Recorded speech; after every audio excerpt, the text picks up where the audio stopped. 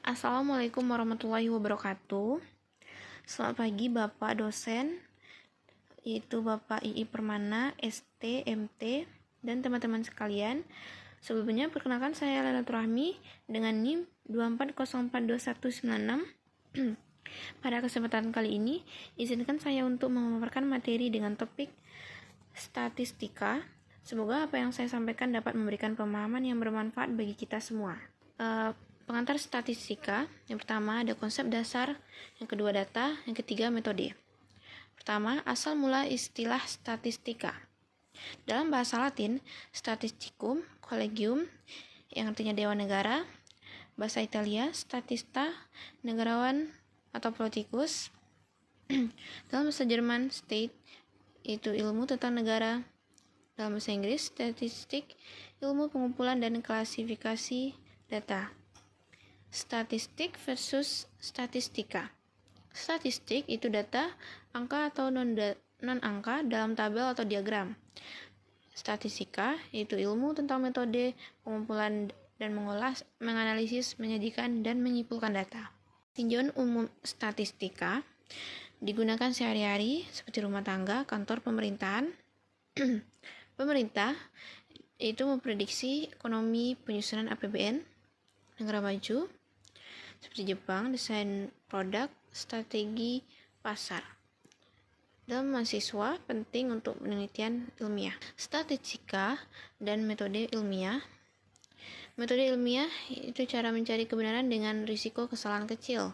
Tahapannya, yang pertama merumuskan masalah, kedua studi literatur, ketiga membuat hipotesis, keempat mengumpulkan dan mengolah data, yang kelima menguji hipotesis, yang terakhir ada menarik kesimpulan. Peran statistika, yang pertama instrumen utama penelitian, kedua membantu menentukan sampel dan populasi, menentukan variabel dan sifat data, yang keempat memilih metode analisis yang tepat dan mendukung proses metode ilmiah. Manfaat statistika ada mengevaluasi data secara objektif, menyusun dan menyederhanakan data, merancang survei dan eksperimen, menarik kesimpulan atau inferensia, mengukur validitas kesimpulan. Fungsi statistika itu menyusun data sesuai kebutuhan, menyederhanakan data yang rumit, membandingkan dan menginterpretasi data. Yang terakhir ada teknik pengambilan keputusan yang akurat.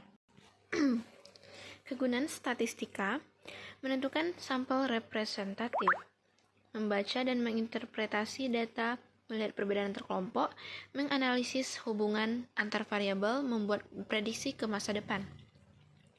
Aplikasi statistika, ilmu alam, sosial, bisnis, ekonomi, industri, dalam pemerintahan, sensus penduduk dan perencanaan, politik, jajak pendapat, quick count pemilu. Keterbatasan statistika hanya untuk fenomena terukur, tidak berlaku untuk fakta tunggal. Hasilnya berupa pendekatan, bukan kebenaran mutlak. Bisa salah jika metode tidak tepat. Perlu interpretasi peneliti. Jenis-jenis statistika berdasarkan aktivitas, itu deskriptif, itu menggambarkan data, misalnya grafik, tabel. Yang kedua ada inferensial, dengan menarik kesimpulan dari data sampel untuk populasi. Berdasarkan metode, ada parametrik, itu butuh asumsi distribusi normal, data interval atau rasio. Yang kedua ada non-parametrik, itu tidak perlu asumsi distribusi, cocok untuk data nominal atau ordinal. Statistika deskriptif. Statistika deskriptif menggunakan alat analisis statistik. Contoh alat analisis yang dipakai seperti tabel untuk menyusun dan merangkum data, kedua grafik atau diagram untuk menyajikan data secara visual agar mudah dipahami, ukuran pemusatan seperti mean, median, modus, ukuran penyebaran, range, variance, standar deviasi. Tujuan utamanya itu mendeskripsikan data agar lebih mudah dipahami tanpa melakukan generalisasi ke populasi. Contoh statistika deskriptif itu data pengangguran di Indonesia tahun 2004 sampai 2006. Penyajian data dalam bentuk tabel memudahkan analisis perkembangan jumlah pengangguran dari waktu ke waktu. Seperti contoh berikut. Salah satu dampak dari belum membaiknya sektor real adalah tingginya tingkat pengangguran di Indonesia. Pada Agustus 2004, jumlah pengangguran terbuka mencapai 10,3 juta, Februari 2005 sebesar 10,9 juta jiwa, dan Februari 2006 mencapai 11,1 juta jiwa.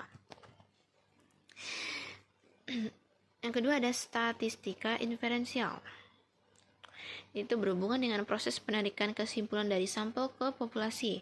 Digunakan setelah dilakukan uji distribusi data. Tujuannya untuk menggeneralisasi hasil penelitian agar berlaku pada populasi. Metode statistika inferensial, jika ada berdistribusi normal, maka menggunakan metode parametrik. Jika data tidak berdistribusi normal, gunakan metode non-parametrik. Memungkinkan pengujian hipotesis dan estimasi parameter populasi. Statistika parametrik dipakai jika data berskala interval atau rasio dan berdistribusi normal. Metode ini memiliki kekuatan analisis yang lebih tinggi dibanding non-parametrik karena dapat memanfaatkan informasi penuh dari data. Namun, syarat distribusi normal harus terpenuhi agar hasil analisis valid. Statistika parametrik, contoh uji dalam statistika parametrik, uji Z digunakan pada sampel besar dengan varians populasi diketahui.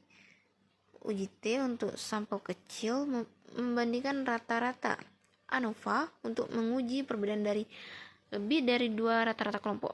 Korelasi Pearson untuk melihat hubungan linear antar 2 variabel. Statistika non-parametrik. Statistika non-parametrik digunakan bila data tidak memenuhi syarat distribusi normal atau berskala nominal dan ordinal. Disebut juga metode distribution free karena tidak terikat asumsi tertentu. Cocok untuk data kategori peringkat atau data dengan jumlah sedikit. Contoh uji dalam statistika non-parametrik itu Chi-Quartz test menguji hubungan antar kategori, binomial test untuk data dikotomi atau seperti ya atau tidak, median test membandingkan median antar kelompok, Friedman test ujian perbedaan beberapa kelompok berpasangan. Kita masuk ke materi data. Data adalah sekumpulan fakta, angka, atau informasi hasil pengukuran atau observasi. Data menjadi dasar analisis statistika. Tanpa data yang akurat, analisis tidak akan bermanfaat. Data bisa berupa angka atau kuantitatif maupun kategori atau kualitatif. Yang pertama ada jenis data kualitatif. Data kualitatif atau kategori itu data yang bukan angka, digunakan untuk mengklasifikasikan objek ke dalam kelompok tertentu. Contoh, jenis kelamin, laki-laki atau perempuan, agama, warna favorit, status pernikahan. Data ini biasanya dianalisis dengan frekuensi atau persentase. Jenis data kuantitatif. Kita masuk yang kedua, yaitu jenis data kuantitatif. Data kuantitatif atau numerik itu data berupa angka yang dapat dihitung atau diukur. Diskret hanya bilangan bulat, contoh jumlah anak, jumlah mobil. Kontinu bisa pecahan atau desimal, contoh berat badan, tinggi badan, jarak, dan waktu. Data kuantitatif memberi informasi lebih detail dibanding data kualitatif. Perbandingan skala data. Nominal menunjukkan perbedaan bilangan. Tidak bisa dipakai untuk peringkat. Perbedaan bilangan yang tidak punya arti matematis, tidak punya nol mutlak.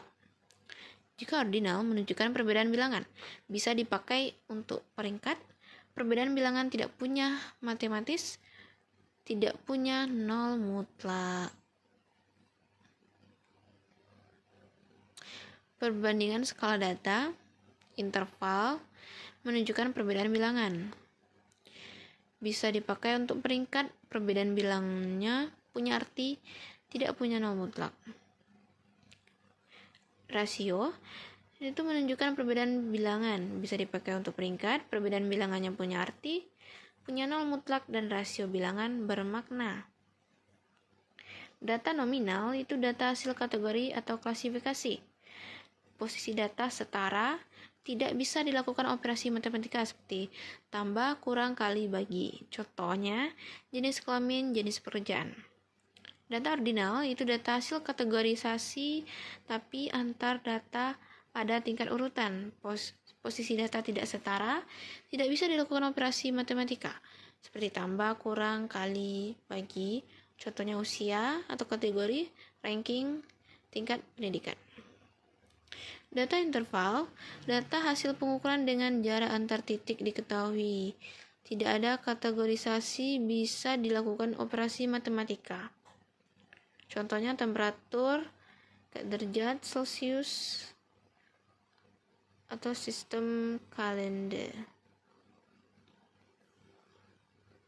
Data rasio, data hasil pengukuran dengan jarak antar titik diketahui, memiliki titik nol absolut, bisa dilakukan operasi matematika penuh seperti berat badan, tinggi, pendapatan, termasuk ke skala dan teknik analisis.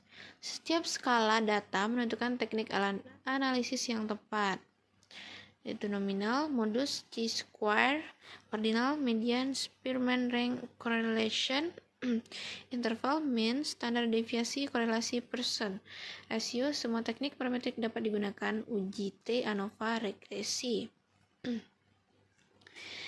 Selanjutnya, populasi. Populasi adalah keseluruhan objek penelitian, bisa berupa manusia, hewan, peristiwa, dokumen, atau fenomena lain, misalnya seluruh mahasiswa di universitas, seluruh rumah tangga di Indonesia, atau semua perusahaan dalam suatu sektor industri. Populasi harus ditentukan dengan jelas agar penelitian terarah. Selanjutnya ada sampel.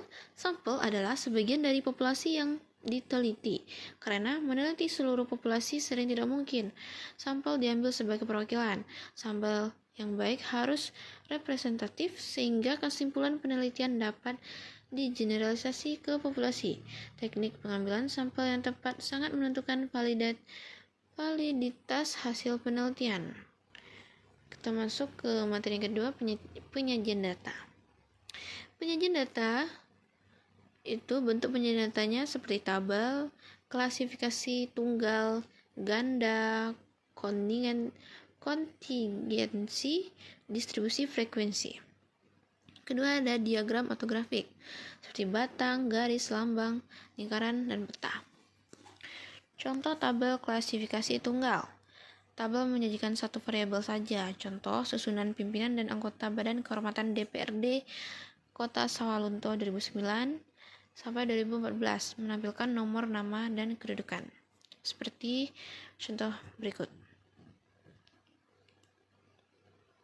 Contoh tabel klasifikasi ganda. Tabel menyajikan lebih dari satu variabel, seperti contoh jumlah pemeluk agama di Sawalunto 2009 sampai 2012. Data disajikan per tahun per jenis agama. Seperti contoh yang dapat kita lihat. Selanjutnya ada contoh tabel kontingensi, menampilkan hubungan dua variabel kategori. Contohnya jumlah penduduk Sawalunto 2014 berdasarkan kecamatan dan jenis kelamin, memudahkan perbandingan antar kelompok. Digunakan untuk data interval atau rasio. Langkah membuatnya, yang pertama hitung range, selisih nilai terbesar dan terkecil. Tentukan banyak kelas, itu rumus Sorges K sama dengan 1 tambah 3,3 log N. Ketiga, hitung panjang kelas P sama dengan range atau banyak kelas. Hasilnya itu data dikelompokkan dalam interval kelas dengan frekuensi masing-masing.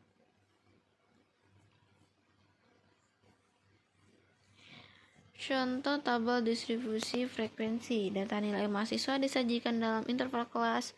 Setiap interval berisi jumlah mahasiswa atau frekuensi. Total frekuensi itu sama dengan jumlah seluruh mahasiswa. Seperti contoh, kita dapat lihat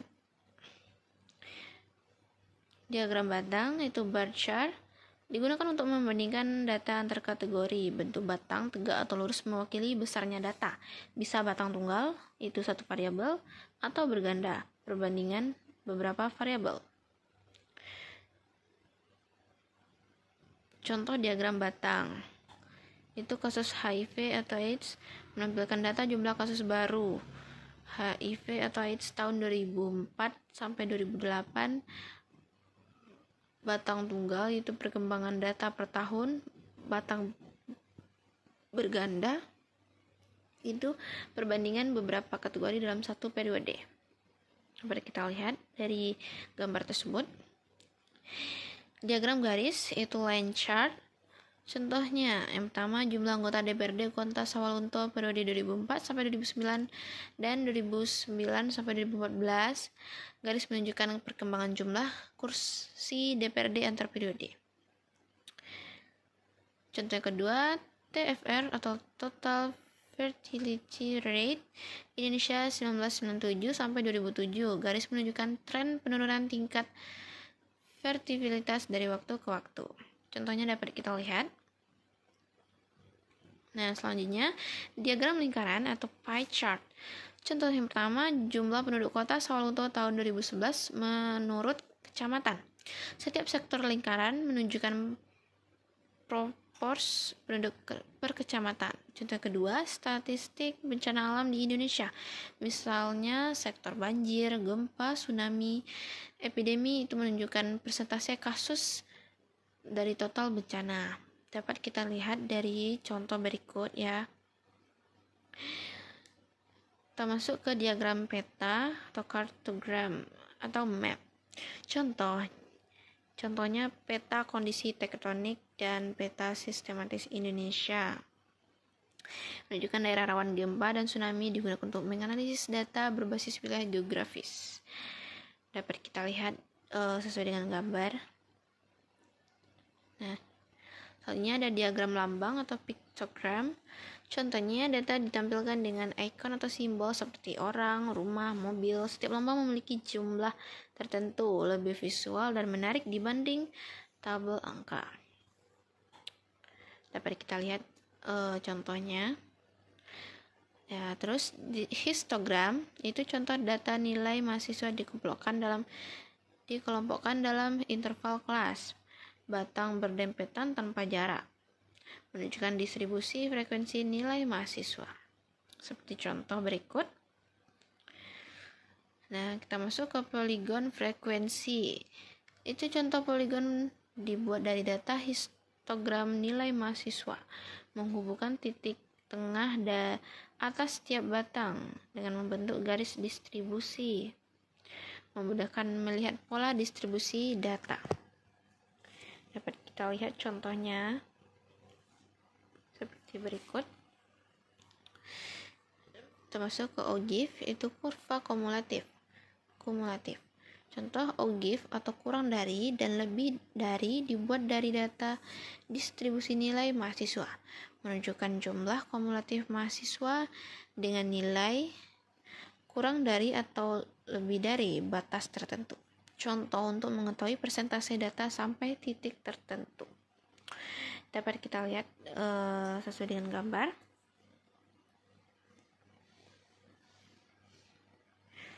Oke, sekian materi dari saya. Semoga apa yang saya sampaikan dapat memberikan pemahaman yang bermanfaat bagi kita semua.